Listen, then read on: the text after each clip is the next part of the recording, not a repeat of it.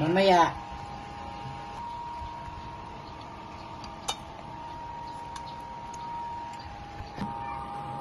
Ay, guys. Nakabilis ka mag-kan eh. Tiempo. At manok na lechon. Kain tayo. Saw-sawan.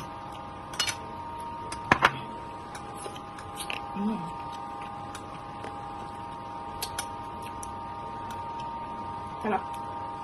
Puno na lang.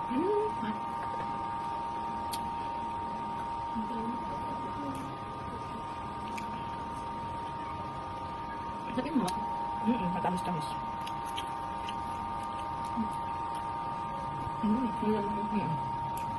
Matamis. Ngayon manok. Lechon, manok at tiempo. Tubig ka. Tubig ka muna.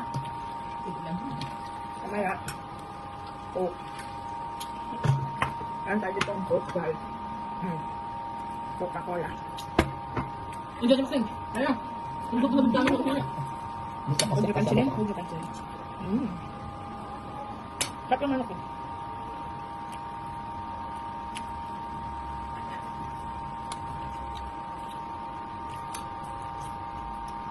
Akit ka pa rin ha.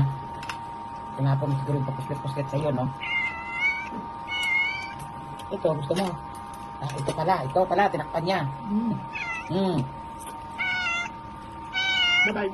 Ang ingin ulit na. Nayaan ko. Hanggang sa, ito na yung time na sabi ko, kailangan ko anak naman. Yes. Sustento lang. Okay na ako. Nag-usap kami last week. Sabi ko, gusto ko sustento na anak ko. Bigyan mo ko 2,000 linggo-linggo. Kasi nag-aaral yung anak ko eh. Huminto na po yung panganay ko kasi alam niya hindi ko kakayanin. Tapos sila mag-aaral. Ano lang po ako ngayon, janitress. So yung isang araw ko po is 500 pesos lang. Hindi po kaya hindi po talaga kasya. Kaya nagdemand po ako sa asawa ko na bigyan niya ako ng ganun para sa anak ko. Parang ano nga po eh, parang nagmamakaawa pa kami para bigyan niya. Tapos nagpadal siya 1,000. Sabi ko, di ba hindi yan ang usapan natin? Sabi ko 2,000, wala na akong pakialam kung anong gawin nyo. Basta bigyan mo anak ko, huwag kayo maghayahay ng kabit mo. Sabi ko, hayahay kayo, kawawa anak ko. Hindi ako papayag. Lalabang ko rapatan na anak ko.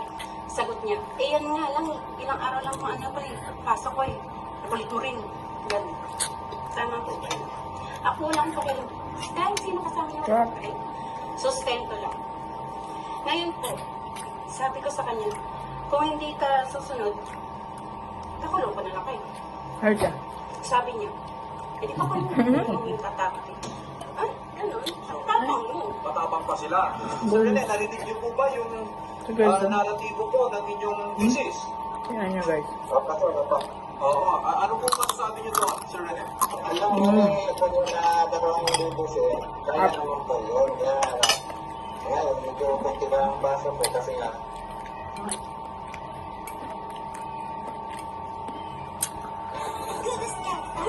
Sarap talaga nila. Yung babae ang nag-OFW. Nagpag-aanak sila nung nasa-abroad yung babae. Ngayon, wala na. Bye-bye. Sila na rin. Empleyado ng gobyerno. Dos na. Yung empleyado na yun Ah. ay nagpapabalik Bye-bye. ay di kay pamandin.